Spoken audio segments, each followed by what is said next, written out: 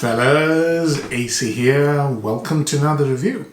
Today I want to talk about a 2025 release, and in my opinion, this is probably the most creative release of 2025 so far, based on whatever I have sampled. And this is Terre de Hermes Eau de Parfum Intense. I think this is a very good release, very creative, very well done fragrance. And I want to walk you through it. But let me build up to it because I think it's worth it.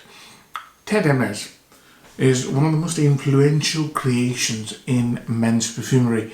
It came out in 2006, the EDT, and almost 20 years now.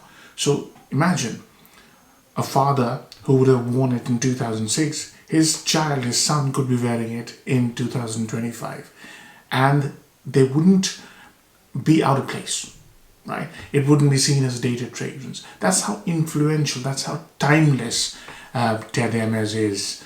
And it's a very versatile scent. It's got many flankers. I've got a couple I can show you. My favorite flanker is a Terre de Hermes Eau Intense vetiver, which is sadly discontinued. It's a very strong vetiver scent. The EDT anyways had vetiver, but this has got more sort of peppery vetiver, very well done. It's my favorite fragrance. I'm a vetiver lover, and naturally I like strong fragrances when I wear vetiver. This is the most strongest Terre de Hermes in my collection. This is another one. It's not the strongest, doesn't have the most amazing longevity, but this is Terre de Hermes Eau Très Fraîche, one of the nicest, juiciest orange, note of orange out there. And that's the whole thing about Terre de Hermes. It was based around this amazing synthetic note of orange, dirty orange, dusty orange, whichever way you want to call it. Very, very fine fragrance. And my current favorite, which is not my collection, soon will be, is Eau Givree. Eau Givree has done away with that orange, and they've included a superb note of citron fruit, and it has the best longevity and projection out of all of this. Probably not as high as Eau Intense vetiver, but it has brilliant projection and performance. It's my favorite. In terms of citrus aromatics, it has terrific build quality. It has been made by a genius. And that brings me to this review, which is, when was this released? This year, 2025. Parfumer, one of my favorite perfumers at the moment, Christine Nagel. She is creating one masterpiece, one creative beauty after the other.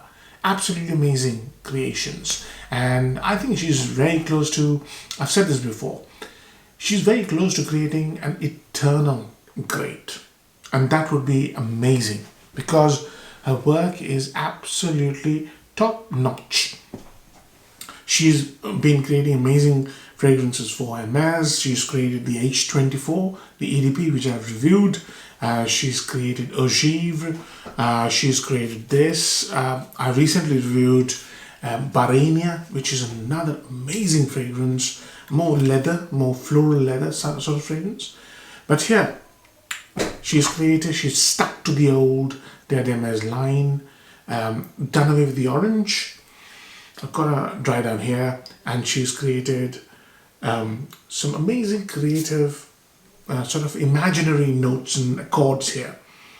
Oh, the moment you spray it, it's very divisive, but you get the gist of it. It's going to be a fun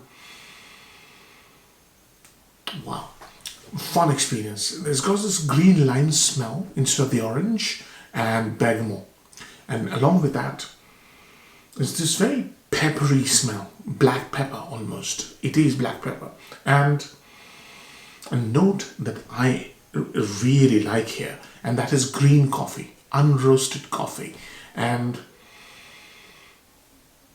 a very peppery, sharp sort of a smell of licorice mixed with something orangey.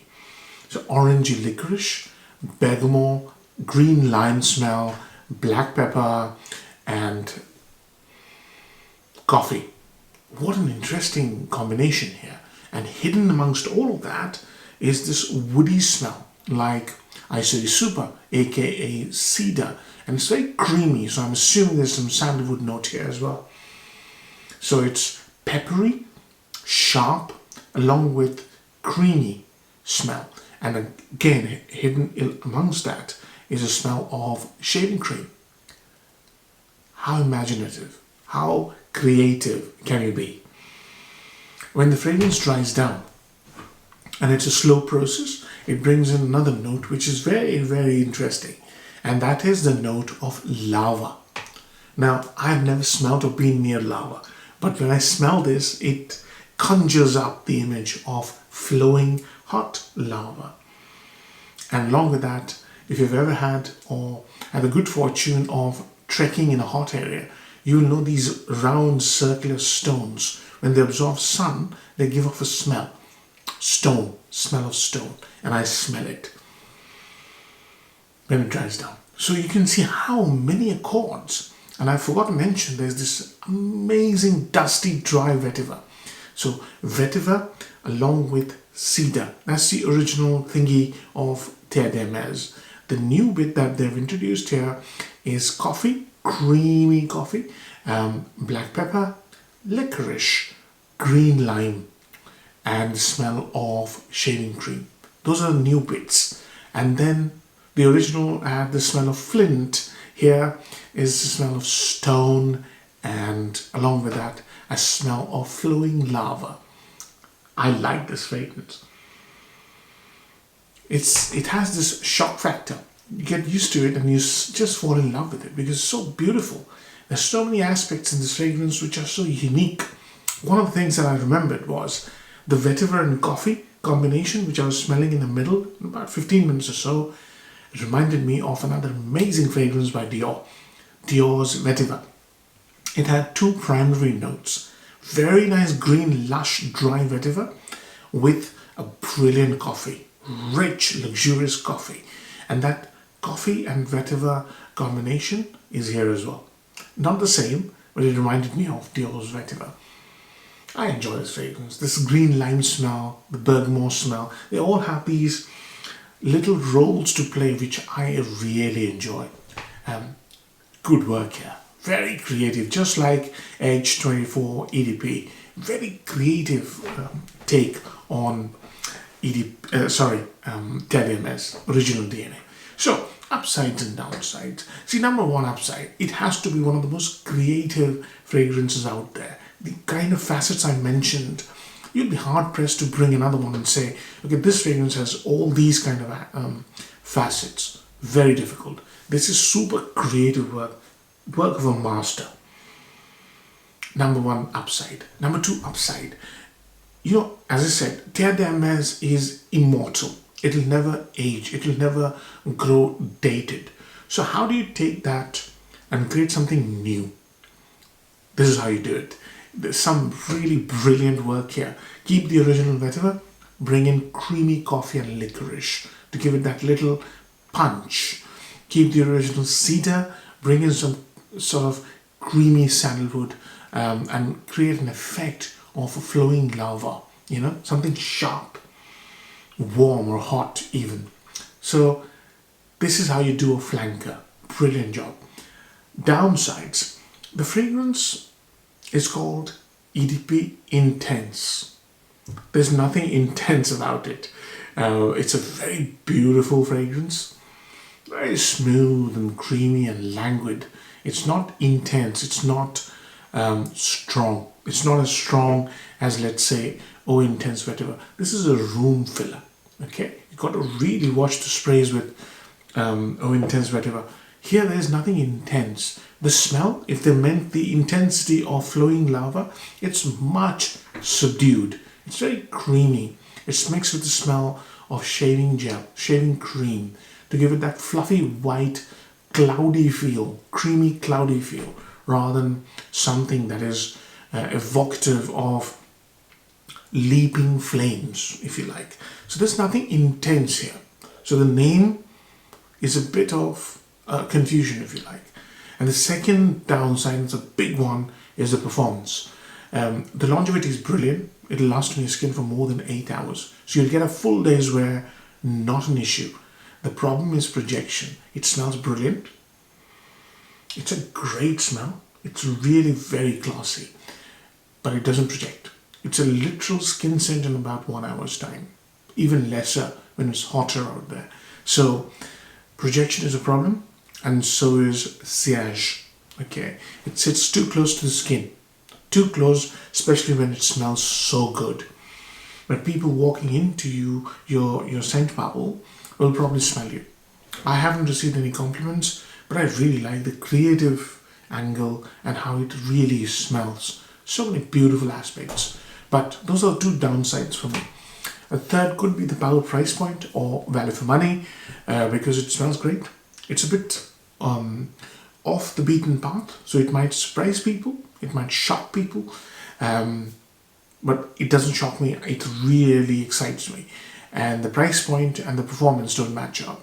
So you're going to pay more than £100 for 100 ml, and the performance isn't there to warrant that kind of price. So that's one big problem. Well, there are three problems here, as I said. So who is this for? It's slightly mature. It needs a slightly experienced nose to appreciate this fragrance because of the shock factor. You know, the licorice and the black pepper and the green bergamot smell create a little bit of a boom, sharpness to it. If you're not experienced, it might really shock you and throw you off guard. That's why I would say this is slightly mature, 30 plus. Where do you wear this? Daytime engagements, work, not a problem. I wouldn't wear this to a first date. Normal, regular date, yeah. Social occasions, adventure sports, outdoorsy, walking, trekking, yeah, not a problem. It smells really nice. Very exciting and interesting. That's how I would put it. It certainly is one of the most exciting releases of 2025. Seasons, 3 seasons, quite easily. Spring, summer, autumn, not a problem. It smells really, doesn't smell out of place. It smells really, exciting, inviting, something that I would like to have on me. These 3 seasons. Compliment factor, unsure. I haven't received any compliments. I'm not sure whether you'll receive a compliment or not. But if the person knows you, like your wife or your girlfriend or your dear friends, they might give you a compliment. It has this herbaceous, fresh, dry, woody smell. It's masculine. You might get a compliment. Why not to wear this? I wouldn't wear this to a first date, clubbing, doesn't have the energy, the projection to be a clubbing scent. It wouldn't fit the place anyways. I've covered all aspects. So performance is an issue here. It sits close to the skin. Wearability can be an issue. Age group could be an issue. It's not the most welcoming scent. So how many marks am I going to give it? In my view, and the value for money is a little bit low, this is interesting. For people who like creative, interesting fragrances, exciting, people who get excited by something interesting, something different, they will like it. So obviously, experienced noses are going to like this more than people who are new to this hobby. So I'm going to give this a 7 out of 10. 7 out of 10. I hope you really enjoy the review, fellas. And if you do give this video a like. Take care. Bye-bye.